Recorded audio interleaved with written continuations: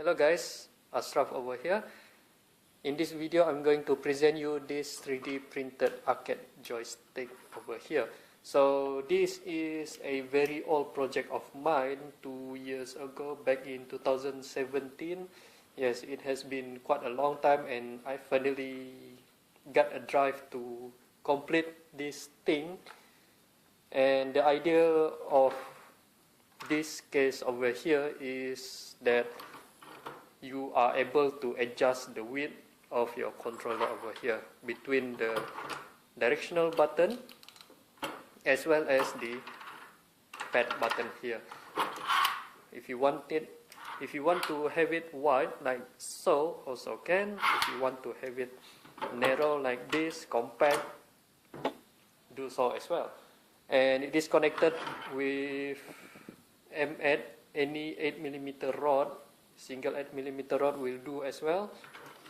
And then bolted down with 8mm bolts here on each corner of each pad over here, as well as this part here. This part uses 8mm rod as well, and this pad has two parts inside. One is on top of this one and another one is right underneath here. The idea of this project is to avoid using any Sanwa switches. I uses the mechanical switch, which is pretty much cheap. I got about $1 or $2 for 5 pieces of them, and it is quite a bargain compared to Sanwa switches. Although Sanwa switches much better for this application, but one button of Sanwa switches is very expensive. I think about $5 to $10 each one button, and around $2 to $5. So why not use a mechanical switch? I'm going to show you what's inside this directional button instead of this one, because this one I have to cut open this zip tie over here.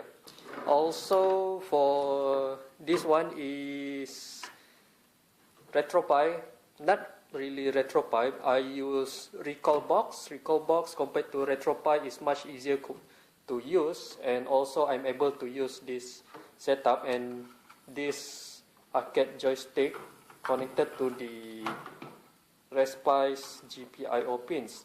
With Recalbox, it is much easier to use the GPIO controller compared to RetroPie, and also it is much easier to set up Recalbox compared to RetroPie. I did flash RetroPie several times. Those were due to the fact that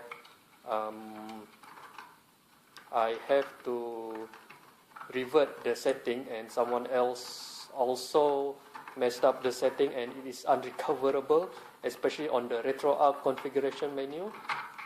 And yeah, you get the picture if you did Pi Arcade or Pi emulation. Okay, here it is, the inside of the directional pads.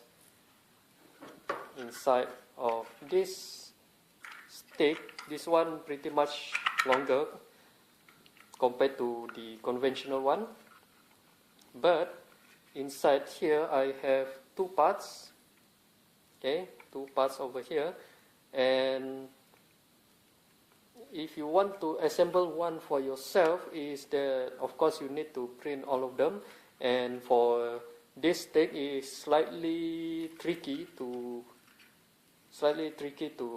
assemble, because first, okay, on top of here is the ball, and over here is nut, and then the top pad, this one, so you are able to swivel back and forth, and then another one, sandwich them together on this case here, and then another nut inside there. One nut will be enough.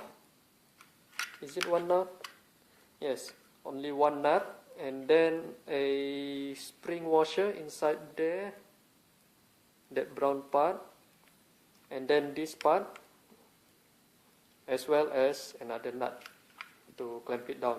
The idea of having the spring washer inside there is to clamp down between this part and this part so that it won't get loose.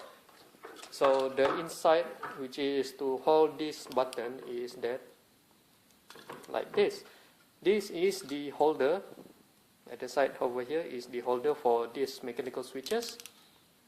And then the way to orient these switches is that this metal here, lever here, need to meet to the center over here, so that this one you will have more place and you have more variable to play with, like so, compared to if the lever are going outwards for each directions, and it may as well as be that not really that sensitive. Same thing for that one.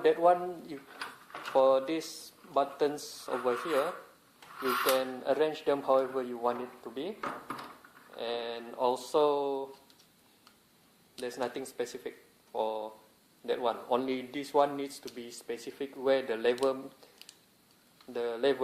ends over here will meet at the center. And then for the holder here, for the holder over here, you just use cable tie to tie them down, as well as with the mounting the end stop to the mounts over here. So this one, don't mind about this one. This one was printed with ABS and I had warping issues. Not that severe though. So yeah, 2 years ago, never really had a drive to continue this project, but now it worked. Also, I forgot to mention that inside there, the wiring should be between common and NC.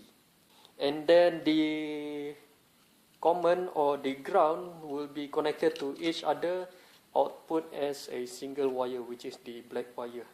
And then inside here is the Recalbox, the MK Arcade Stick GPIO, I think. Links down in the description below, as well as for the Recalbox. So I think that is pretty much it. Do like this video if you like it, dislike if you don't like it. If you also going to make one, do let me know what's your opinion, and also the link to this thing also down in the description below through Thingiverse. Ashraf signing out. Thank you for watching. Peace.